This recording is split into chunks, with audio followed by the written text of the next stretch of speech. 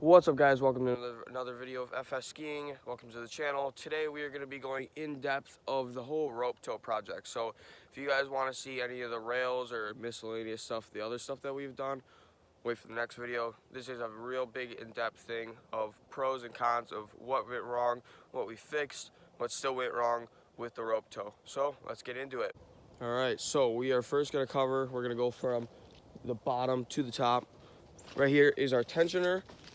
We had a lot of problems with this, so it's basically just a rim with a bolt that goes all the way through it with washers protecting the hooks. And we just have two nuts just to lock it, just to make sure it's all safe. And then we have ratchet straps.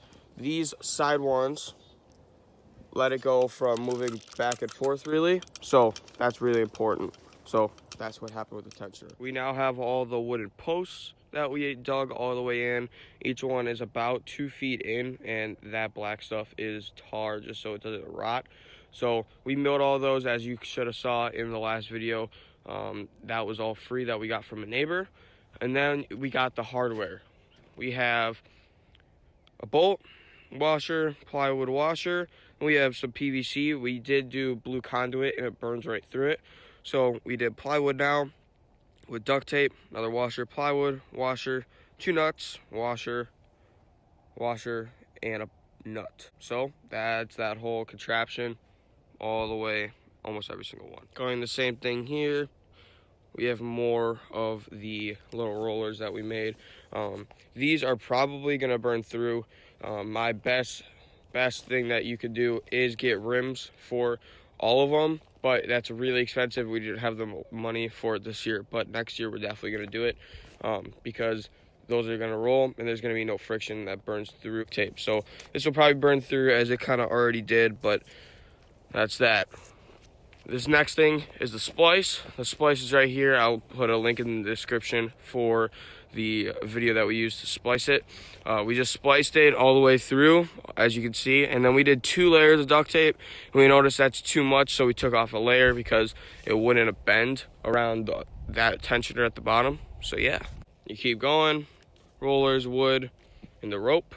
So here we have normal posts with a little roller with the rope.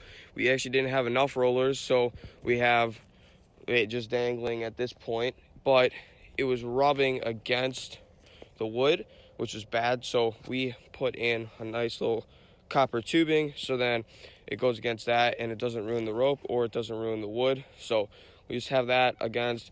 It does move just a little bit, but not much, so that's just our little fix.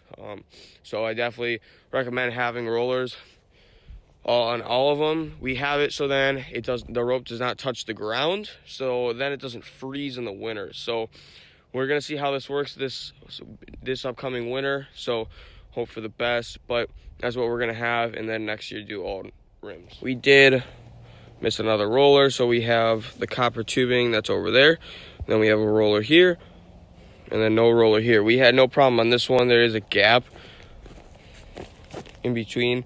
I'll show you guys that later, but that's how it's going so far. Let's keep walking.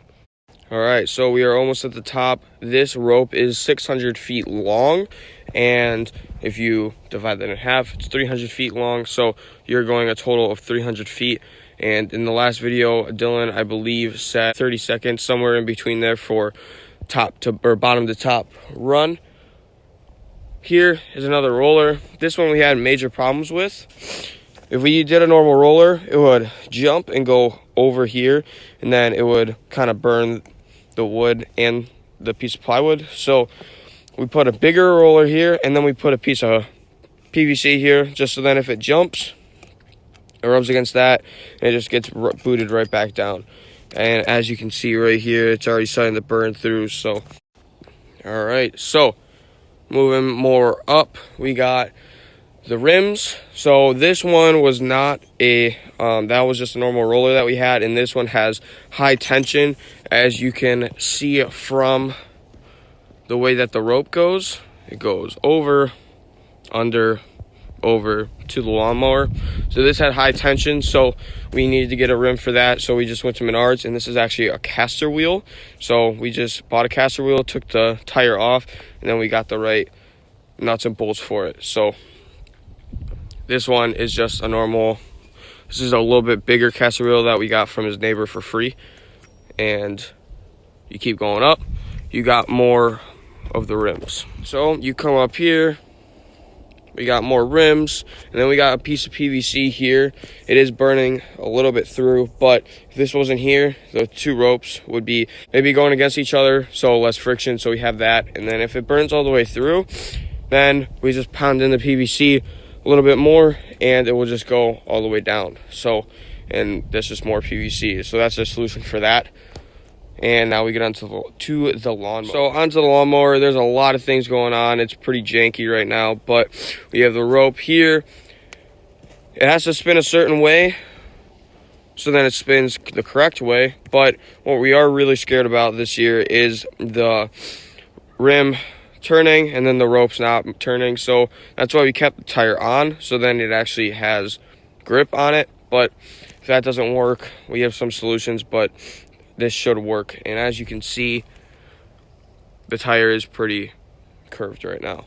Next, another problem that we had was this other rim was turning and this one was not, and that should be the opposite. So what we had a solution for that was we took off the tire and we put a pipe wrench on it, and then we cut a little notch in the frame, and then we put the wrench up and then bungeed it. I don't know exactly how it works. Peep a video of Dylan explaining that. So what Damon was trying to explain is our differential. What would have helped us if we were trying to cut the lawn to keep traction ended up kind of screwing us over, because we only wanted one wheel to spin, not the other, and the differential doesn't lock. So whenever we tried to run the rope with the other tire not wedged, it would just spin the other tire instead of spinning the rope. So I had attempted to wedge a rock with it. That didn't work. So I took off the tire, put a pipe wrench on it, and cut a slit in the fender for it to work. And when that tire's locked up, the other one spins perfectly fine. So get back to Damon. Keep moving down. We have bricks holding it up, so then that tire is free, so it can spin freely. It's on pallets because this is not completely level ground, so we just had it level for that. And then we have more bricks and stuff going down. We have some chocks on the other side of the tire. You have a gas pedal. We do have it all the way down. It is pretty fast with low speed, turtle speed, with the gas pedal all the way down. So we definitely don't need full power, but it works pretty well. And now we move on to the front. We have just a nice riser strap going to a tree, just so then we have tension going this way, so then it pulls the rope a little bit harder, so then we can get more top speed. So another major problem that we had was the carburetor. We had a lot of things that go wrong with it, but it's basically just problems with the motor. That's not really a whole thing that a lot of people worry about, so I'm not going to talk about that much. We did have major exhaust issues with the muffler. The muffler in the exhaust pipes were glowing hot, and we would be messing around with the motor, and we didn't know that this black cover, this black cover is actually a major issue. If we don't have that on, it's going to be glowing hot. With this fan, pushes air through the cover down to the exhaust and the muffler, so now it doesn't glow red hot anymore. And if you look all the way down, I'm about even. All of our wooden posts are not even at all, so you don't really have to worry about that. We never had issues with it, but digging in about 10 posts is pretty hard, doing it in the perfect spot every time. We usually have a tarp on it when it's snowing or raining, or just so it's protected from the elements, but we have it not right now because we've been kind of messing around with it. As you can see, a couple tape measures and tools that we've been using, and that's basically our whole rope tow. If I miss anything, Dylan, can you just back me in right now? But this is our whole park. Peep into the next video to see the rest. Alright, I hope you guys enjoyed that video. I am just walking down right now.